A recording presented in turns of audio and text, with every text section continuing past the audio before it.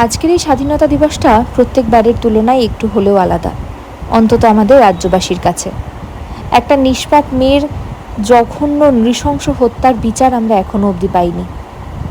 যতই আমরা সকাল থেকে স্বাধীনতার জন্য আনন্দ করি না কেন, মনে মনে সবাই হয়তো একটা কথা বারবার বলছি, উই ওয়ান্ট জাস্টিস।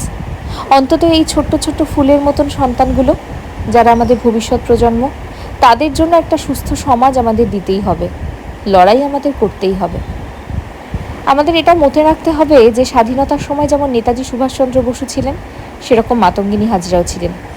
আজকে মেয়েদের হাতে অস্ত্র তুলে নিতে হবে, তাদেরও বুঝিয়ে দিতে হবে যে আমরা একা নই। চুপ করে আজ আমরা আর একদমই থাকবো না, লড়াই করে আমরাও বাঁচব। তাই জন্য আমার মনে হয় মেয়েদেরকে সত্যি লক্ষ্মী হওয়ার আগে এখন কালী হওয়ার দরকার।